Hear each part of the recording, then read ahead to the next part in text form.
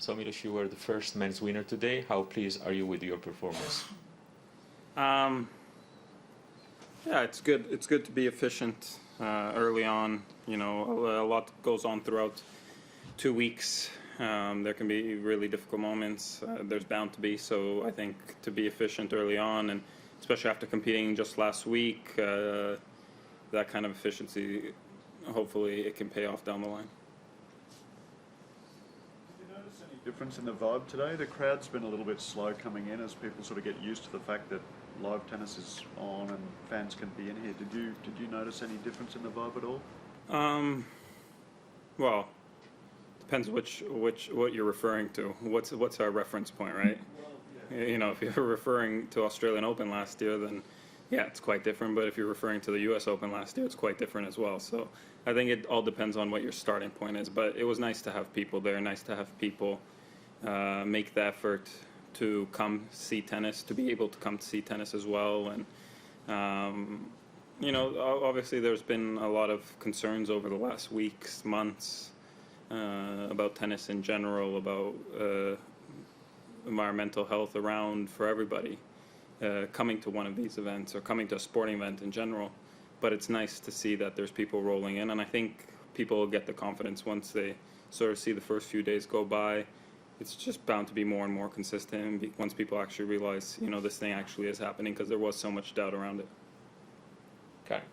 Did it take not playing in front of no fans for you to realize that the reciprocal relationship that exists between you and the fans? I think we look at you guys as entertainers who perform in front of fans, but players have suggested that they get a lot out of the exchange as well in terms of energy and I think it does make a difference. I think, you know, when things are going really well, it's not going to really change too much, but I think there's a few critical moments you'll find throughout a match, whether a player might feel dejected or a little demotivated.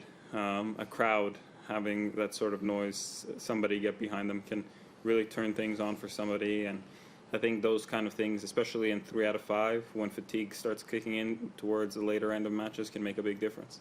could it even be like a break point, as simple as that? Or Yeah, you will notice it in the break points. It can also put pressure on somebody. It cannot always be a positive thing. So some people, it can affect them in a sense of just putting more pressure on them once you hear that crowd, especially when you go up against the top guys. You'll see that's when the crowd will really start pulling for them, and that it could weigh on some people more. Anyone else in the room? Could you hear? I'm sorry. Could you hear it more clearly if somebody in the crowd was saying particular things today? I guess it sort of compares to, there's always people in a crowd that will wait for the crowd to get quiet to say something. I think it's sort of that thing, except now you just don't really have to wait too long. Okay. do you feel as if the pandemic has changed the calculus for how many people can make a living at this sport? Yeah, definitely. You look at it, I think, if you're one of the top guys that's used to traveling with a bit more of a substantial team with you, it doesn't matter what you do at the lower events. I think with the way the prize money is, you're going to be at a loss once you consider the expenses of getting there and the accommodations and your team's salaries and so forth. I think for most people at that point it'll be a loss. But then also it's unfortunate because at the earlier stages, when players do decide to come, and I'm talking about the guys that are 50 to 120, 150 in the world, it's tough because if you're not winning many matches and then you have to provide yourself accommodation in between events, you can't go home necessarily most of the time, or even if you do, you might not make it to the next event. All these kind of things, it is a very difficult time. I think the business side of what's been going on is a little bit broken because the players aren't really making any money, but neither are the tournaments. So it's like, where do we stand? That's not really a business model most people would want to get into. Follow. So Novak will say that was what he was trying to point out, that his intent on so many of the things he's talking about in this vein are to your point, but is it a matter of the execution maybe being a little clumsy, or how do you feel about what he's trying to do? I think it's all positive. I think there's many ways you can go about it. Yeah, I think different people have their different opinions, but I think the goal should be the same. And, you know, if you really want to, obviously the pandemic has had an impact on everybody. So I think now it's really about navigating this specific situation as best as you can. But I think in general, I think that it's sometimes hard to make progress with athletes in an individual sport like tennis per se, just because everybody's career lifespan is pretty short and everybody wants to see effects pretty quickly. And I don't think that's the way you should go about it. I think when you do see lasting change in sports, you see it around a generation or two. So there is going to have to be a generation sort of that bites the bullet to sort of get a right foundation in for the whole sport to sort of reset itself, and then maybe it's a generation or two later that really gets to reap the benefits. But I think players should also see it from the aspect of, if players are doing better financially, I think that gives former players better job opportunities, broadcast opportunities, whatever it may be. I think it's an effect that way, and I think sometimes we get caught up in what's the paycheck for us tomorrow. Last two in the room? No. To them. Thank you. We'll go to online questions. First from the ATP, Andrew. Hey Milos, congrats first of all. I know how big of a football fan you are, so I'm just curious how quickly after your match you check to see what the score is. And I also know you've sort of looked up to Tom in a way, even though he's not a tennis player. So I'm just curious what about him has inspired you over the years. Yeah, I've checked the score pretty much immediately. It was on in the locker room, so I didn't have to make too much of an effort to look out for it.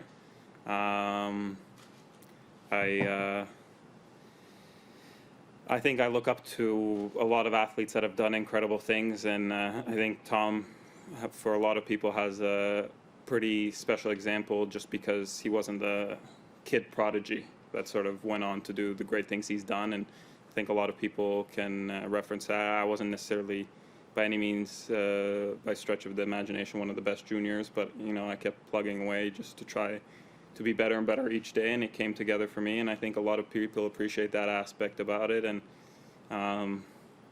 then there's the whole age thing that a lot of people look at as well, but there's a lot there. Thank you. Next question from ESPN, Willie. Hi, Milos. Can you describe for me why you think Novak is so dominant on the hard courts at Melbourne?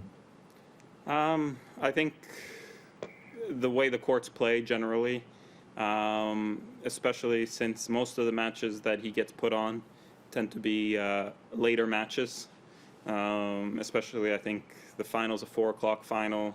Most of the time the court is going to be covered either by shade or by the roof, but it tends to play quick, it tends to play flat through the court, and I think that's why he's also done so well indoors as well.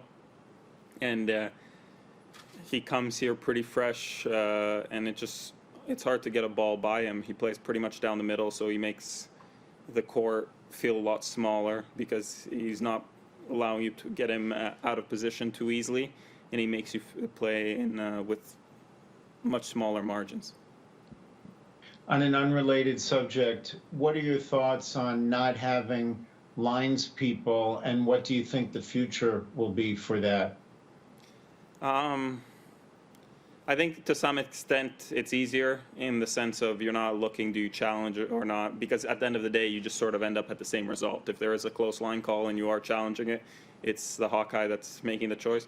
I don't understand if it's necessarily sustainable, because a lot of those line judges use the bigger events as sort of a platform, right? Because you need that for lower levels of tennis. You need line judges at junior events, not necessarily being line judges, but people that can organize the events, that can supervise the events, make sure that they're going the right way. And I think a lot of people pick up that experience. So I think if you take out that grassroots aspect of it, how do you train those people? How do you put people in those situations so they really understand sort of the way things go on about at the top level of tennis, and how to carry that to make better events for junior, senior events, club events, whatever it may be. Final question, thank you, from Tennis Canada, Benjamin Lewis. Bill Simmons, don't be so upset. Sorry, I Bill. don't know. That was a pretty dramatic sigh. Could have sold that one on SNL or something. Milos, congrats on the win today. I actually have a Canadian tennis-related question for you. As you know, Tom Tebbett, without using the R word, I suppose, in a way, kind of an stepping away from the sport of tennis. Could you maybe just say, over the years, what he's meant to tennis in Canada, just giving a constant voice to the sport and growing the sport in Canada? Yeah, well, the first thing is it's definitely not a retirement, because I did reach out to Tom when I heard about it, and the first thing I heard was, don't worry, I'll still be around sometimes. So I guess we're giving Tom a title just for not being around as often. But he's made that for, I think one time he mentioned to me he's been going to the Grand Slams for like 44 years, something like that. As much as I love the Grand Slams and love this, I don't know if I'm going to be showing up for 44 years. I'd appreciate a year off or something. So that kind of persistence has definitely contributed a lot to the awareness of tennis in Canada, to the growth of awareness in Canada, and we're all thankful for it. Sometimes we feel he could ask better questions, but at least he makes the effort. Thank you, everyone. That concludes our... You don't want to give it to Bill Simmons after that big sigh? Come on, let's give it to Bill.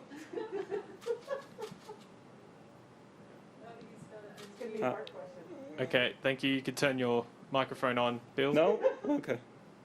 Unmute yourself, Bill. Do you hear me now? There we go. Thank you, my man. I appreciate that greatly. I don't know if that sigh is going to work for you always, but today it did. Yeah, one and off, No. but I tried. That's why they call me Simon. Anyway, and a question also about old folks. A great storyline that emerged today, of course, not in men's tennis, but Venus, age 40, coming through, running almost like a teenager. Just talk about, when you think about her, what can we learn? What has she done? Yeah, well, I didn't see today specifically, but just in general, you see Venus, she's out there on court training. I obviously haven't seen her when she was younger playing, or the way she went about things, but she takes it incredibly seriously. She by no means doesn't have to be out on tour other than her own desires and her own passion for the sport. And I think a lot of people can draw a lot of inspiration from that. She's here, she's constantly here because she loves it. And she'll take whatever opportunity and try to really make the most of it, give it her all. And it's always a plus seeing her around. And I'm sure both sisters appreciate having each other around. Thank you, everyone. That concludes our press conference with Milos Raonic. Thank you.